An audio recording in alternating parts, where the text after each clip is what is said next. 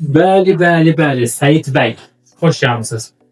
Yəni sizinlə bizim ilk görüşümüzdür və hədəfinizi bəyan etdiniz ki, mən Çinə getmək istəyirəm. Çində hansı universitet? Şanxay Universiteti.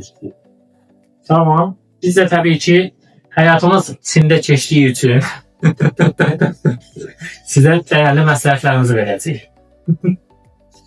Zəhmət edirəm. Həyatım mənim Çində keçməyib, İstanbulda keçirilməsi həyatım. Şanxay Universitetini soruşduq sizdən bərabər. ChatGPT-yə soruşduq.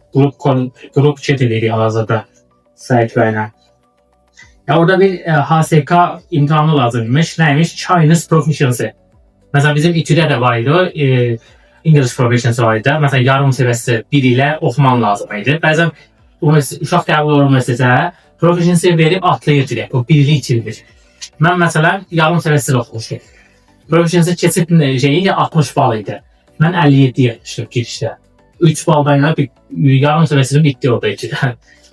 İndi bu Chinese-in HSK-sı var imiş, Proficiency.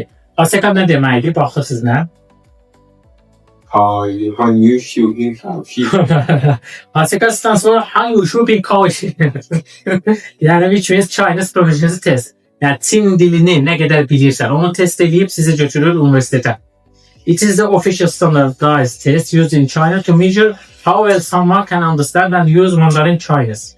Many universities in China require an HSK level to study programs that are taught fully or partly in China. Yani Çin dili bazı şeye göre ya full, tam bütün dersler Çin dilinde olur ya da mesela bizde %45 İngiliz dilindeydi.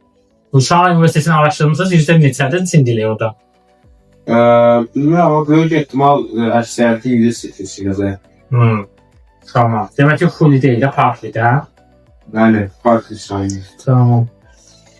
Bugün de ayın neçəsidir? 9 dekabr 2025'dir. En kısa zamanda Səyid bəyi Çinə göndərməyə çalışaq. Bizi izləmədə qalın. Görək gedə biləcək mi, gedə bilməyəcək mi?